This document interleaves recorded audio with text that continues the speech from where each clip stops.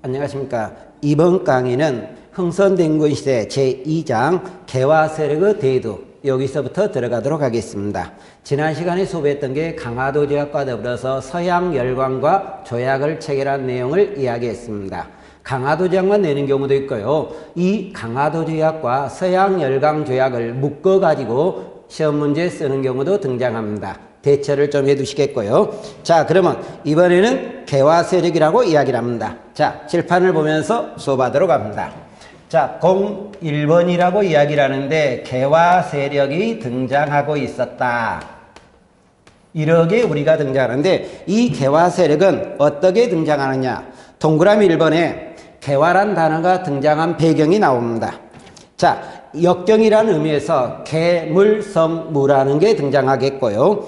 예기편에서 화민성속이란 단어가 등장합니다.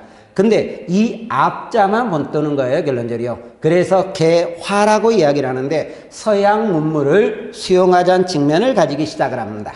자, 그러면 이 개화 세력은 어떻게 등장하느냐, 이것을 우리가 보면은 개화라는 것은 성리학에서 이야기하면 주리가 있고요, 주기가 등장하게 되는데 개화는 주기 쪽에서 나오게 된 겁니다.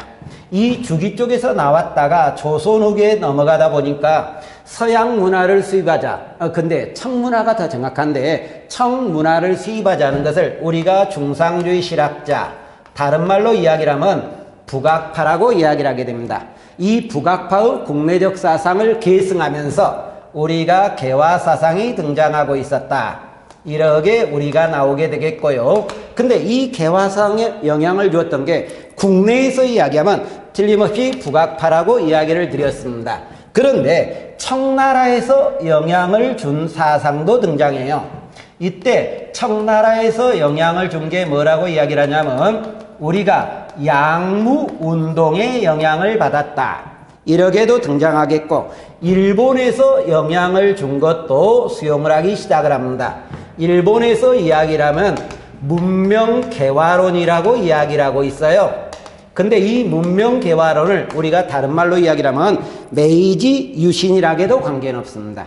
그래서 우리나라 개화사상은 청나라의 양문동과 일본의 문명개화론이었던 국외적 영향에다가 국내적 영향, 북학파의 영향을 받으면서 우리 개화사상이 형성되고 있었다. 이렇게 우리가 나오게 되겠네요. 그러면 이 개화사상과 관련되면서 우리나라에 영향을 주었던 책이라고 이야기를 하면 연암집이 등장합니다. 중상주의 실학자인 박지원이가 썼던 연암, 박지원호가 연암이거든요. 이 사람이 썼던 책이 연암집이라든가 지구전요란 책이 등장한다든가 해국도지 영환지략, 조선책략이라든가 망국공법에 영향을 받으면서 우리나라 개화상이 파급되는 데 커다란 영향을 주었다. 이렇게 우리가 등장하면서 이 가로 2번에 가니까 개화파의 형성과 성장이라고 이야기를 합니다. 그러면 이 개화가 형성되는 과정에 우리나라 초기 개화파들은 어떤 사람이라고 이야기를 하게 되느냐. 그러면 여러분 교재에 가다 보니까 박규수가 등장하게 됩니다. 이 박규수란 사람은 중상주의 실학자 북학파 중에 박지원이란 사람이 있을 거예요, 결론적으로요. 이 박지원의 손자로 나오는 사람이 박규수입니다. 이 박규수는 청나라 문화뿐만 아니라 서양 문화를 수용하자 이렇게 이야기했던 사람인데 이 사람한테 커다란 영향을 끼쳤던 책이 해국도지나 영환지략이 되게 됩니다. 근데 이 박규수가 등장하지만 같은 시대 때 나왔던 또 초기 개화파로 이야기를 하면 오경석이가 등장하게 됩니다. 이 오경석이라는 사람은 청나라에 왕래하는 사신이 가게 되는데 그때 따라갔던 통역관이라고 이야기를 합니다. 이분이 무엇을 갖고 들어오냐면 해국도지나 영환지략이라는 책을 갖고 들어오겠고 이분은 중인계층입니다. 통역관이니까 중인계층이 되겠고요. 오경석, 유홍기도 또 한 사람이 등장하게 됩니다. 우리가 유홍기를 책에 따라서 유대치라고 하는 경우도 있습니다. 근데 이 사람은 한의사라고 이야기를 하는데 이분도 중인계층이라고 이야기를 합니다. 근데 이 두 분들은 일반적으로 친구간이라고 이야기를 하겠고요. 한 사람이 더 등장하는데 이동인이라는 사람이 등장하고 있어요. 근데 이 이동희는 승려였던 사람입니다. 이게 우리가 말했던 초기 개화파 사람이라고 이야기를 하고 있다. 그런데 이 박규수란 분이 양반 자제들을 꽤 서양 문화라든가 청어 문화에 관심을 갖도록 영향을 주게 됩니다. 이때 양반 자제들로 등장하는 게 김옥균이 나온다든가 박영효가 나온다든가 서광범, 서재필도 나오게 되겠지만 그 당시 관직에 있었던 온건농 계열도 나중에 등장하게 되는데요. 이러면서 나왔던 게 김윤식이라든가 김홍집이라든가 어윤중과 같은 이러한 사람들한테 많은 서양 문화에 대한 깨우침을 주었더라. 이렇게 우리가 등장하게 됩니다. 그런데 처음에 이 사람이 박규수가 이러한 사람을 커다란 개화 쪽으로 끌고 가는데 기여하다가 이분이 강화도 조약 이후 때 죽게 됩니다. 결론적으로요. 그러면서 이 두 분들에 의해서 결론은 이때 양반자제의 중심이었던 김옥균과 박영효 같은 사람, 이 사람들이 개화적 식견을 더 키우는 데 기여를 해요. 그래서 여러분 교재에 개화사상으로 발전하는 데 기여를 하고 있었다. 이렇게 나오면서 그러면 이 개화사상, 이 사람들이 위한 개화사상은 서양의 문화를 배우려고 하는 것은 맞습니다.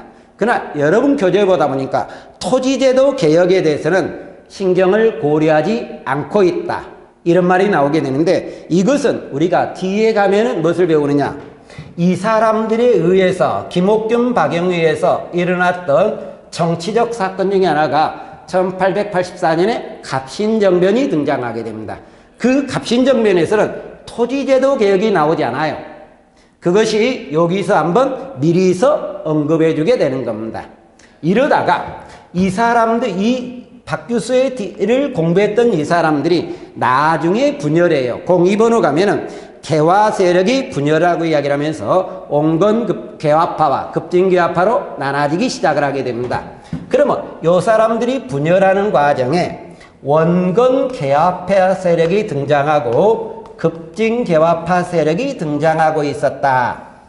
이런 게 나오게 되는데 이것은 분열 시기를 언제로 보게 되냐면 이모군란 이후라고 이야기를 하게 됩니다. 자, 정확한 이거 분열은 83년이에요.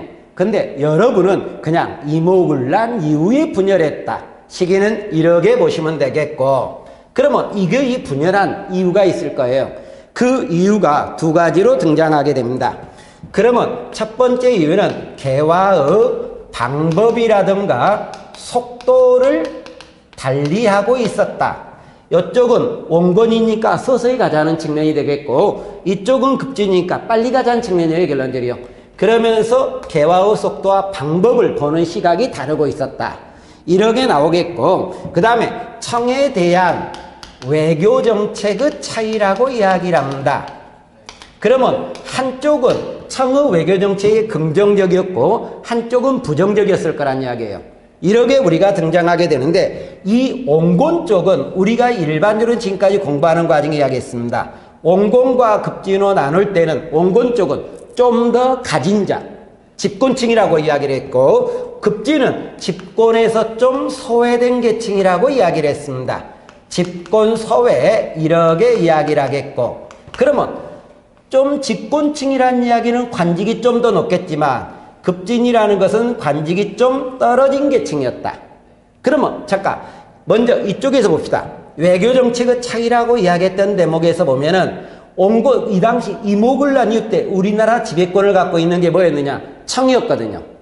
자, 이모군란 때 청의 간섭이 커지기 시작하는데 이러다 보니까 온건 쪽은 어디에 영향을 받느냐? 청나라의 양무운동을 개혁의 모델로 삼고 있다. 여러분 교재에 도표가 만들어져 있습니다만은 온건개화파는 청의 양문동을 개혁 모델로 삼고 있다. 이 양문동이라고 이야기를 하는데 거기에 보다 보니까 동도서기란 단어가 있습니다. 이 동도서기라는 것은 청나라의 양문동의 개혁의 방법입니다. 여기서 도자가 뭐냐면 길도자예요. 동양의 길인데 도덕이 되겠고요. 요 기자는 그릇 기자입니다. 기술을 이야기하는데 동양의 사상과 서양의 기술입니다. 그러다 보니까 온건노는 뭔만을 수용하자? 기술만 수용하자는 거예요. 사상은 누구 것? 동양 거로 보자. 그런데 이러면 친척이 강하게 되는데 이 급진론들은 어느 쪽이냐? 일본의 문명개화론을 기본으로 합니다. 근데 이 문명개화론은 서양의 기술도 수용해야 되겠지만 무엇도 수용해야 된다? 사상까지 같이 수용해야 된다. 이렇게 나옵니다. 정치도 당연한 거고요. 그러면 잠깐 이 사상이라고 이야기를 했는데 잠깐 서양에 들어왔던 종교 뭐라고 이야기를 합니까? 천주교라고 이야기를 하게 돼 있죠. 그러면 천주교는 기술적입니까? 사상적입니까? 사상적이죠, 결론적이요. 그러다 보니까 온건론자는 천주교에 대해서 긍정이라고 이야기를 합니까? 비판이라고 이야기를 하겠습니까? 비판적 시각이 강하겠지만 여기는 천주교를 어떻게 해야 되느냐? 수용하는 것은 인정하자. 그래서 여러분 교재 날개 쪽에 가다 보니까 온건계합파가 있고 밑으로 내가 급진계합파 사료가 등장하게 됩니다. 근데 온건계합파 첫 번째 1번도 있고 2번도 있는데 2번을 잠깐 봅시다. 저들의 종교는 멀리해야 하지만 이렇게 나와 있습니다. 그러면 저들의 종교는 뭐다? 천주교다. 천주교를 인정하지 않는 게 온건적이라고 이야기를 하는 거예요. 그런데 급진론계합파 1번을 봅시다. 무릇 종교는 국민들이 자유롭게 믿게 하고 그러면 국민들이 믿는 거 거부할 필요가 없다는 이야기죠. 개인 의사에 맡기자는 이야기예요, 결론적으로. 그래서 여기서는 천주교를 수용하는 것도 인정하고 들어가자. 이렇게 우리가 등장하게 됩니다. 이렇게 나오겠고 인물로 보다 보니까 당시 집권층이라고 이야기를 하는데 이 집권층이 1880년대 초의 집권층입니다. 이러면서 나왔던 사람이 어떤 사람이라고 이야기를 하냐면 김윤식이 등장하고 있네요. 여러분 교재에서. 김윤식이라든가 또는 김홍집이 등장합니다. 지난 시간에 우리가 수업을 했던 조선책략을 갖고 들어왔던 분이에요. 결론적이요. 김윤식, 김홍집 나온다. 어윤직이 나옵니다. 여기까지만 쓰는 게 일반 교재였지만 그 뒤에 사람이 나오게 되는 게 윤선학이 나와요. 또는 곽기략이 나오게 됩니다. 그런데 제가 윤선학과 곽기략을 여기 쓰면서 색깔을 달리했던 이유가 있어요. 혹시나 여러분이 시험 문제를 보다가 사료가 나오는데 사료 마지막 출처에 윤선학의 글이라든가 곽기략 글이란 말이 나옵니다. 그러면 내용 보지 말고 이것은 온건에 관한 내용이 글이다. 이렇게 생각해도 관계는 없어요. 당연히 내용 보면 기술은 수용하고 사상은 반대하자. 이런 말이 나올 거예요, 결론적으로. 그러면 급진론은 어떤 사람이냐? 이쪽에 있었던 김옥균이나 박영효, 서광범, 서재필 쪽이라고 이야기를 합니다. 그러면 이 사람들은 양반자재로 급진론자들입니다. 근데 이분들이 나중에 뭐를 일으켰느냐? 갑신정변을 일으켜요. 그러면 갑신정변이 나오기 전에 우리나라 집권 세력은 누구였냐면 이쪽입니다. 그러니까 여기 정책에 반대해서 이쪽이 쿠데타 일으킨 거예요, 결론적으로. 이것을 우리가 84년에 이야기를 하는 갑신정변이라고 이야기를 하고 있다. 이것도 한번 고려를 두셔야 될 거로 생각을 합니다. 그 다음에 정치 성향이라고 이야기를 하는데 여기 온건 쪽은 민시정권과 밀접한 관련을 갖는 세력이고요. 급진 세력은 고종황제의 신임을 받는 계열이었다. 어쨌든 명성황후 쪽이고 고종황제 쪽이고 서양 문화에 긍정적인 관심을 갖고 있는 개화 쪽의 사람 맞지만 민시정권은 온건 쪽이고 고종은 급진 쪽에 좀 연결되고 있었다. 이렇게만 고려하시면 되겠고 외교정책 온건론은 창의 양문동을 기본한다 그랬으니까 친척 외교가 될 거예요. 급진론은 일본의 문명개화론을 기본하다 보니까 친일 쪽이 될 거란 이야기예요. 이렇게도 우리가 등장하고 개화정책 추진이라고 이야기를 하는데 온건 쪽은 80년대 초 개화정책을 주도한다고 이야기를 합니다. 그러면서 통리규모함을 설치한다든가 이영을 설치한다든가 영선사를 파견한다든가 수신사를 파견한다든가 기기창을 설치하는 것이 이 온건 쪽입니다. 그래서 이것이 80년대 초의 정책이에요. 그래서 80년대 초 조금 전에 개화 정책을 추진한 세력이 온건 쪽이라고 이야기했던 것을 여기서 우리가 볼 수 있다. 그러겠고 그 밑에 가다 보니까 당호전이란 말이 나오게 됩니다. 근데 이 당호전은 잠깐 옆에 급진론을 보고 이야기를 하겠습니다. 급진론, 일본의 유학생을 파견한 친일적인 사람이니까 당연히 그러게 될 거라고 이야기를 하고 있고요. 그 다음에 방문국을 설치하고 있다. 근데 박영효라 그랬어요. 이것은 박영효 건의로 방문국이 나왔고 우리나라 최초 신문 한성순보를 발행하는데 이 방문국도 80년대 초 개화 정책은 맞지만 급진적입니다. 근데 이 박영효라는 사람이 방문국을 설치하는 것은 어떤 배경이냐? 여기서 잠깐 봅시다. 여기 박영효라는 사람은 이목을 난 뒤에 일본 사람들이 많이 부상당하거든요. 그러는 과정 이목을 난 뒤에 일본에 3차 수신사로 파견된 사람입니다. 3차 수신사로 파견되면서 일본에서 신문의 필요성도 느끼게 되는 겁니다. 그래서 우리나라에 돌아와서 방문국을 만들게 되겠고 그 다음에 신문이었던 우리나라 최초 신문 한성순보도 만드는 데 기여하는 겁니다.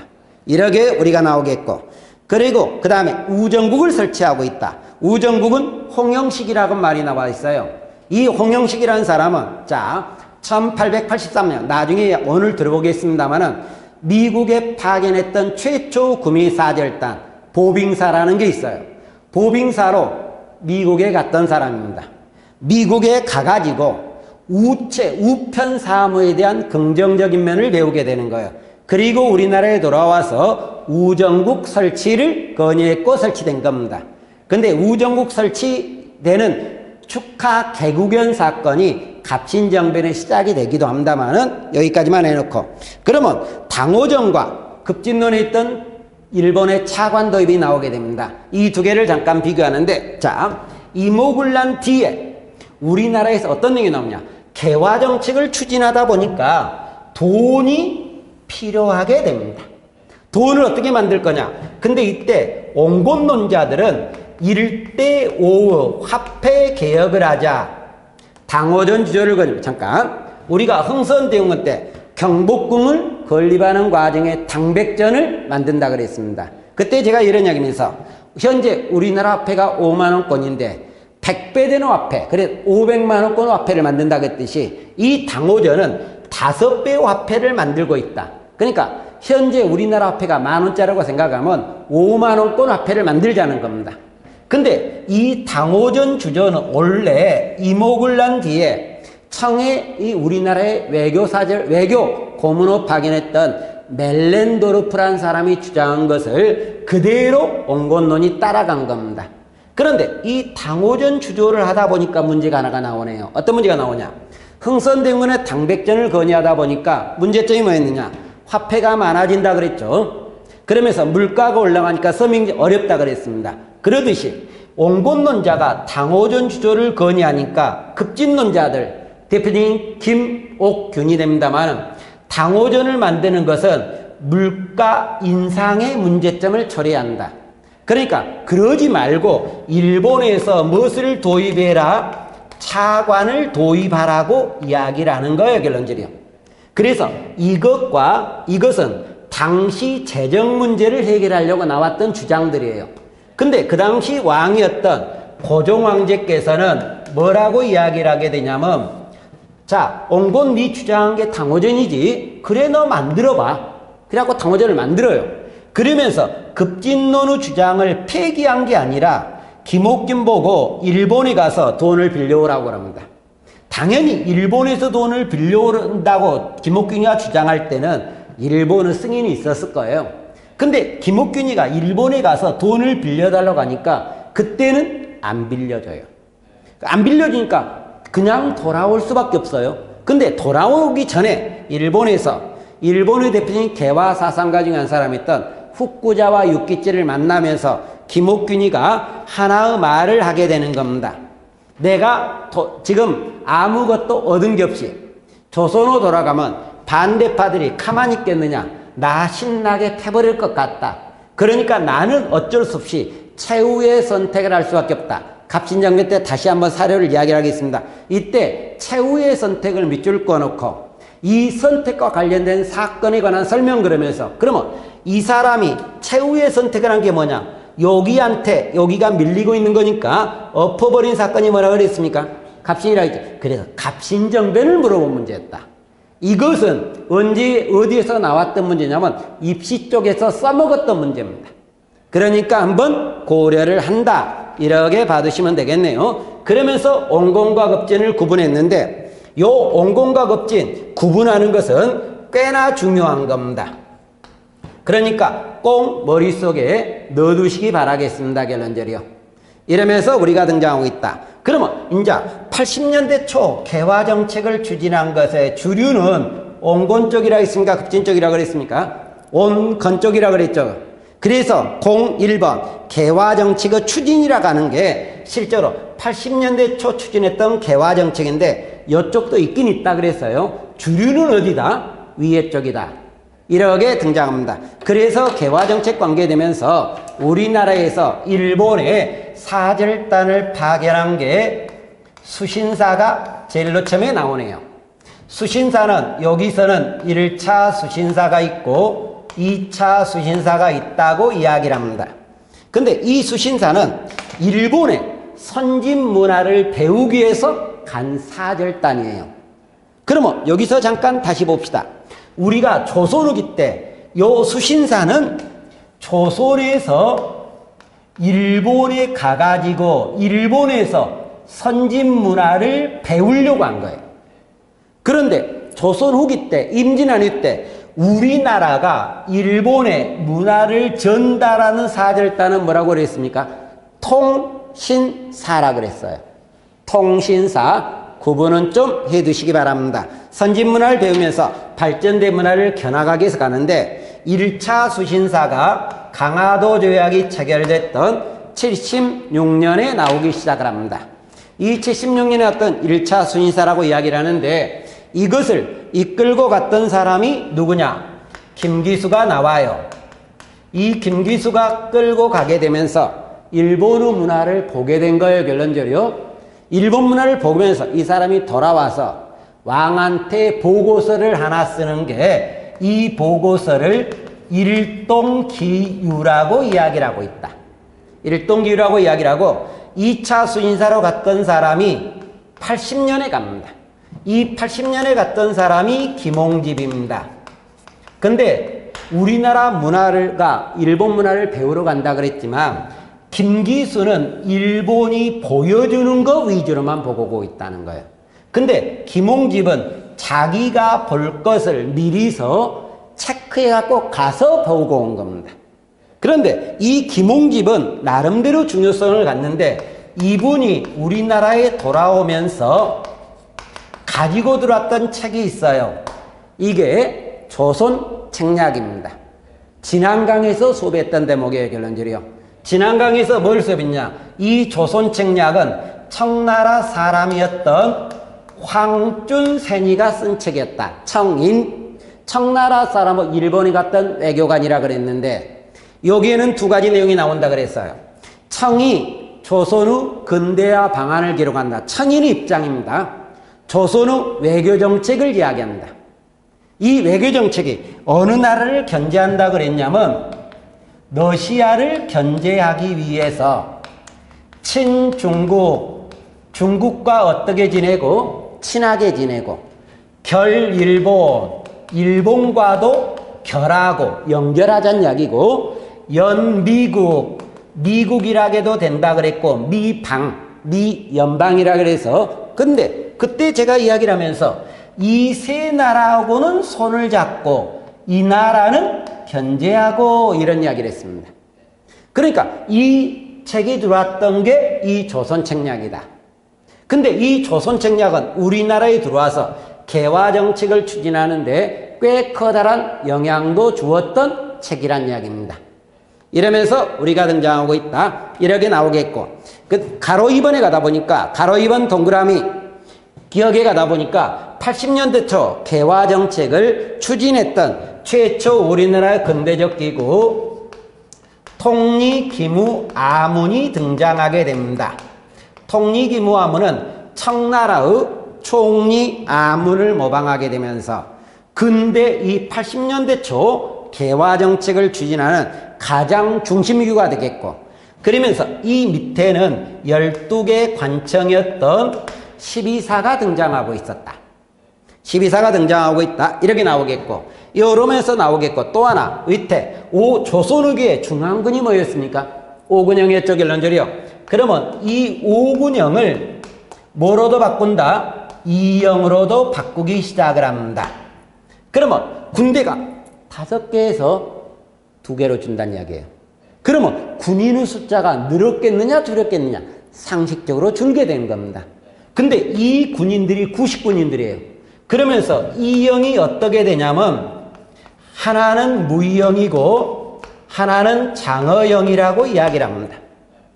그런데 이 90군인들이 군대가 줄어드니까 나쁘게 이야기하면 직장을 잃어버렸잖아요. 구조조정이 들어간 거죠, 결론적으로. 불만이 있는데 이 사람들이 있겠지만 또 하나 양반 자제들로 구성된 신식군대 별기군이라는 게 있는데, 이것은 일본의 소위였던 호리모토 소위를 끌고 와서 양반 자제를 군사훈련시키게 됩니다. 구식군대, 신식군대예요. 근데 이 신식군대는 봉급을 무지하게 많이 주게 되겠지만 구식군대는 봉급을 적게 줄 뿐만 아니라 실제로 봉급을 13개월 동안 못 주는 결과가 나와요. 그것이 나중에 어떤 사건을 유발하느냐, 이쪽과 이쪽 갈등과 관계되면서 82년에 나왔던 무슨 사건? 이모군란이 유발한다. 이것도 언급이 가능할 수 있을 겁니다.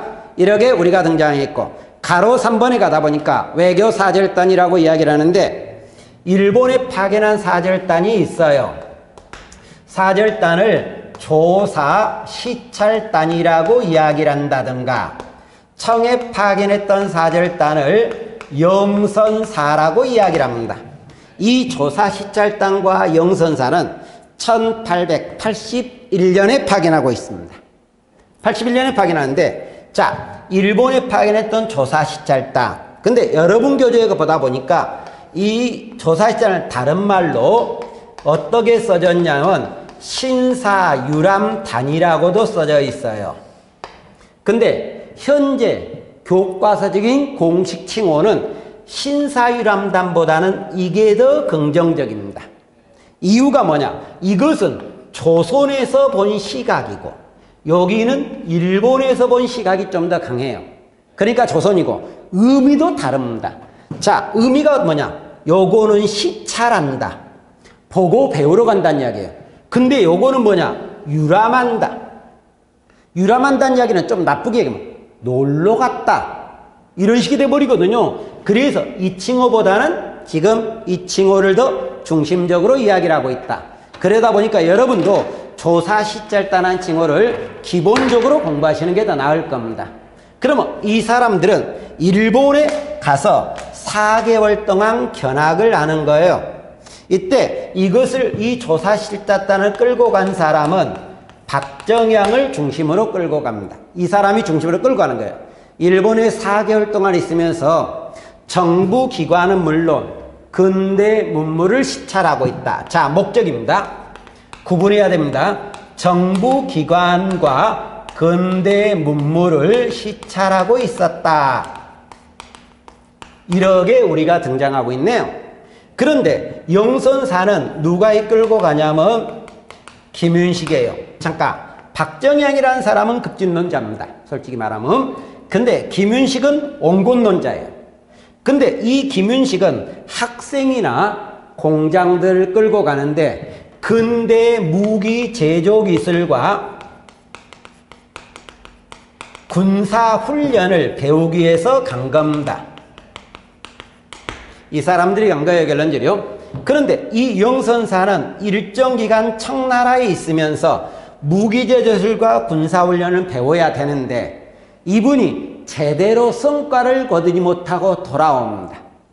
돌아오는 이유가 뭐라고 되어 있느냐? 그럼 여러분 교재에 보면 몇 가지가 써져 있는데, 첫 번째, 근대적 지식이 미비하고 있었다. 자, 우리나라는 봉건적 기술밖에 없다는 이야기예요. 근데 근대 기술이 미비하고 있었다는 것 하나와, 두 번째, 재정적인 어려움이 있었다. 이렇게 나옵니다. 이 재정적 어려움은 정부가 80년대 초에 개화정책을 하는데, 이때 갔던 사람, 요즘 우리가 보면 국비 유학생이에요. 근데 이모글라노 대응이 집권하면서 이 국비의 지원을 안 해주는 결과가 나옵니다. 그래서 문제거리가 되겠고, 세 번째, 국내에서 무슨 사건이 터지냐면 이모글란이 터지면서 이분들이 돌아와요.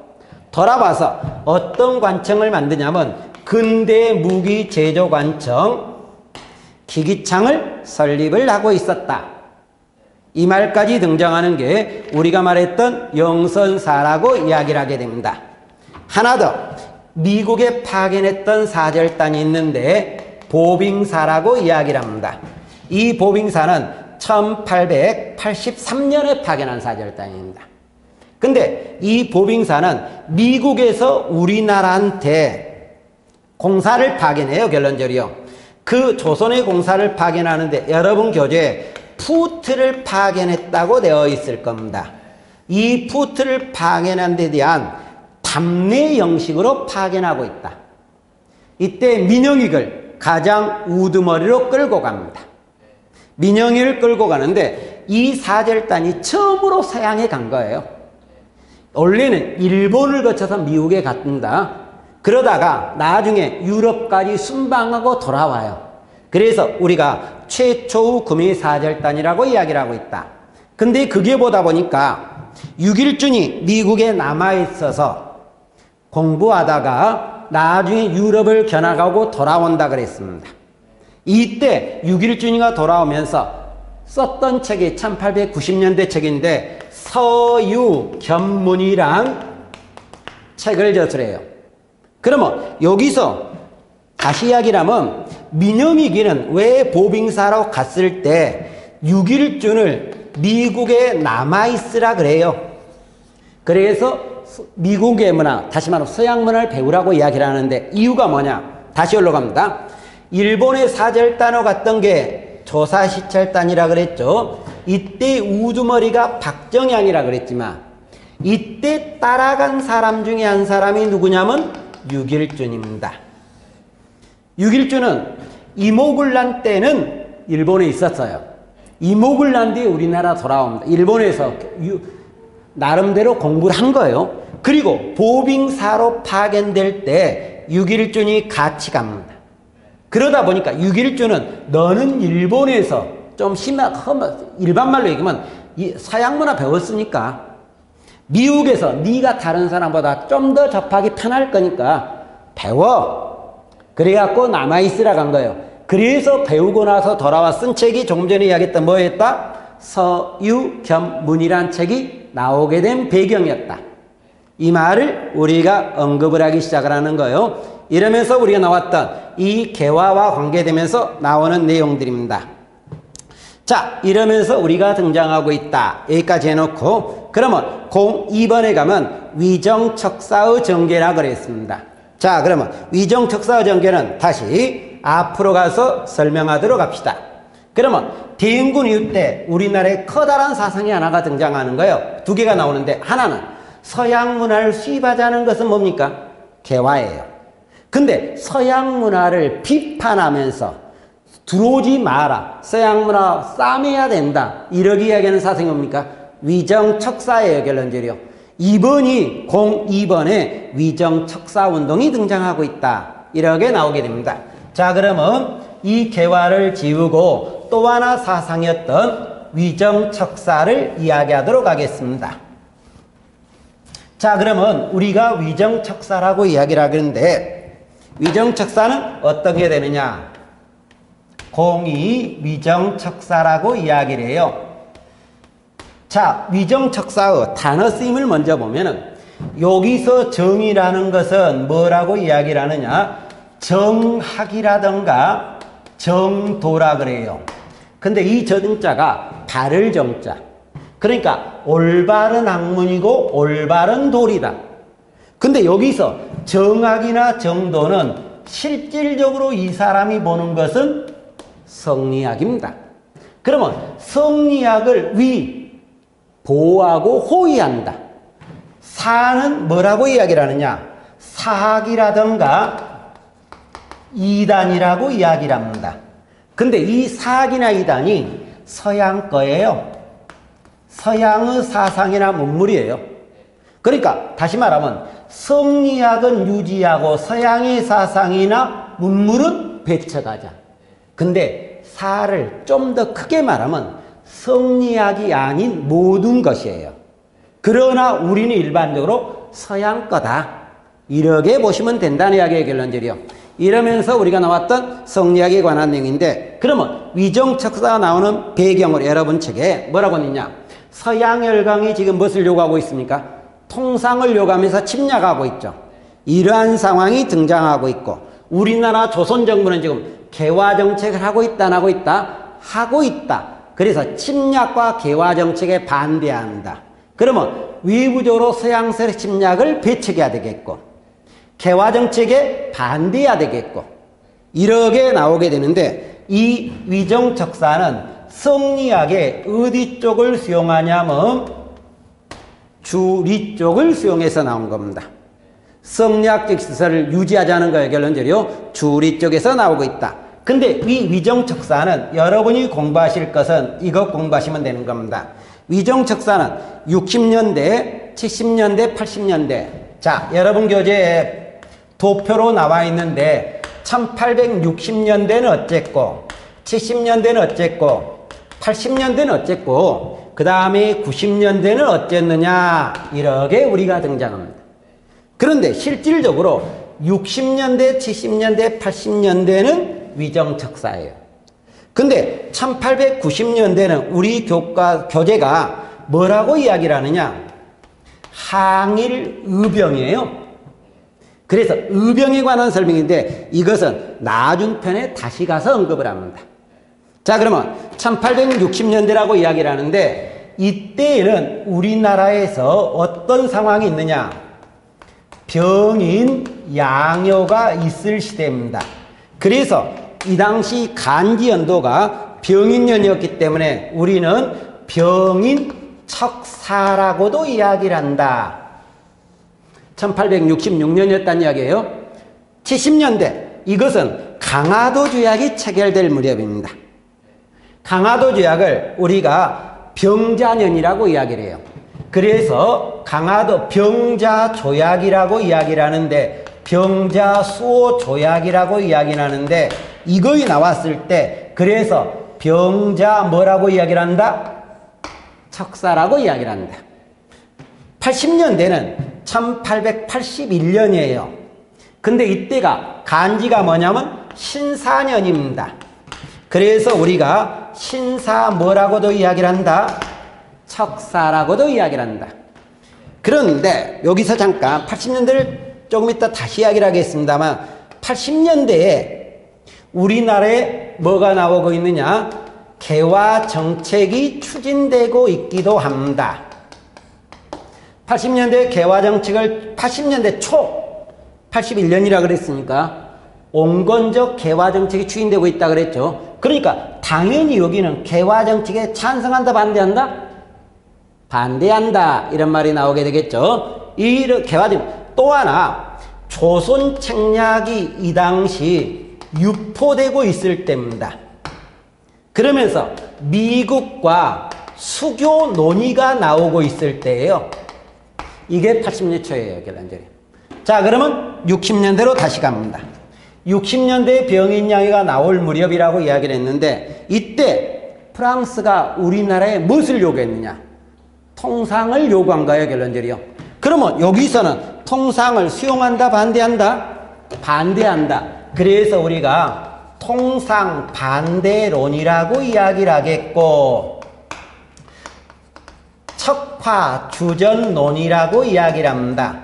척화라는 것은, 자, 화는 서양들이 요구하는 통상이에요. 화를 배척하고 통상하지 않겠다. 전쟁하자. 전이 전쟁이고 주는 주장한 거예요. 그러니까 통상을 하지 않으면서 전쟁을 합시다. 이렇게 나오게 되는데 이때 대표적으로 나왔던 사람이 이양로예요. 또 하나 기정진이라고 이야기를 하는데 이양로 글이 여러분 날개 쪽에 자 1860년대 위정척사라고 되어 있습니다. 1번과 2번이 있는데 1번 서양 오랑캐 화가 오늘날에 이르러서는 홍수나 맹수해보다 더 심합니다. 이것만 알고 가셔도 될 것 같아요. 그러니까 서양에 대한 거부감을 보여주고 있는 것 같다. 자, 이러면서 나오겠고 또 하나 이 무렵에 그러면 이 아저씨들은 서양을 반대하는데 당시 집권계층으로 서양을 반대하고 있었던 대표적인 사람이 누가 있었어요? 흥선대원군. 그러면 흥선대원군은 대외정책 지지한다 안 한다? 한다는 말이 등장할 겁니다. 70년대. 자, 70년대는 강화도 조약을 체결할 때. 그러면 이때는 개항이 나오는 거죠, 결론적으로. 그러면 개항에 대해서 이 사람은 찬성하겠습니까? 반대하겠습니까? 반대하겠죠, 결론적으로. 그래서 우리가 개항 반대론이라고 해도 되겠고 또는 개항 불가론이라고 해도 관계는 없어요. 그러면서 또 하나 뭐라고 이야기를 하냐면 외양일체론이라고 이야기를 합니다. 이 말은 외가 일본이고요. 양은 서양입니다. 일본과 서양은 일체 하나란 이야기예요. 그래서 최익현이가 오불가소 강화도 조약이 나오려고 할 때 5가지 이유를 들어서 상소를 올립니다. 이 상소를 때 5가지를 상소를 올릴 과정에 왜 일본과 서양은 동일합니다. 이렇게 이야기를 했는데 날개 쪽에 가다 보니까 1870년대 위정척사라고 이야기를 하는데 마지막 줄에 가다 보니까 저들이 비록 외인이라고 하나 실은 양적입니다. 이렇게 나왔어요. 이 말은 일본과 서양을 동일하게 본다. 이기에 가장 대표적인 사람으로 나왔던 사람이 최익현이라고 이야기를 하고 있다. 그런데 조금 전에도 이야기했지만 최익현은 강화도 조약 때 5가지 이유를 들어서 상소했다 그랬죠. 오불가소라게도 되겠고 또는 오불가론이라게도 됩니다. 이 중에서 가장 신경을 쓸 게 하나가 있습니다. 어떤 걸 신경? 열강의 문화가 열강의 물건들이 우리나라에 들어오면서 경제적 파멸을 예언한다고 했어요. 이 말도 그리고 또 하나가 이것은 이제 몰라야 되는데 그 두 개를 비교하는 겁니다. 자, 경제 파멸을 예언하고 있었다. 이러한 말이 등장하는가 하면은 또 하나는 미풍양속이 파괴될 것도 예언합니다.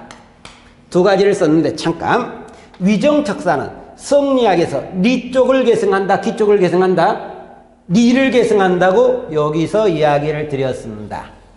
그럼 리를 계승하는데 리는 미풍양속을 유지하려는 거예요. 도덕적인 거니까. 그러니까 당연히 이것은 나올 거란 이야기예요.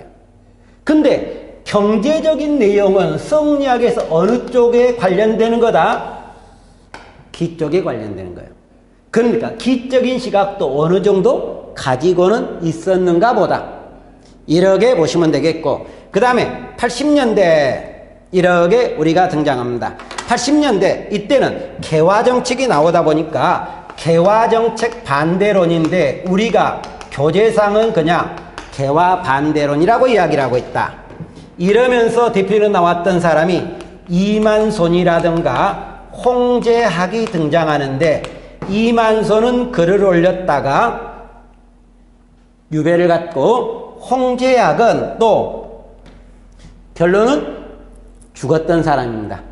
죽었던 사람이다. 이러면서 개화정책을 만든다. 그러면 여러분 교재 의와 한계가 나오는데 의, 열강의 일본의 침략에 저항했던 외세 침략에 저항했던 반외세 자주운동으로서 등장하면서 기억이 가다 보니까 자 서양과 교감은 경제적 파멸을 예언한다고 이야기했고 니은에 가다 보니까 침략을 문호개방을 하면 침략을 막을 수 없다고 이야기를 했죠. 이 말이 등장하고 그 다음에 한계점 이 위정척사는 전통적 성리학 체계를 유지하는 데 비중을 두고 있다.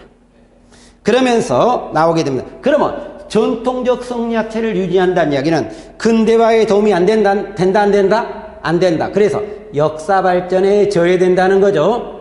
이것이 결론은 한계점이라고 우리가 찾아볼 수 있다. 여기가 이번 강의 이야기했던 위정척사에 관한 내용입니다. 자, 그러면 이번 강의에서 크게 중요한 건 두 가지입니다. 개화세를 크게 두 개 나누면서 80년대 개화정책 구분하시면 되겠고, 여기에 반대했던 뭐가 있다? 위정척사가 있는데 60, 70, 80을 구분하시면 되겠습니다. 이번 강의 제일 중요한 내용입니다. 이번 강 고생하셨습니다.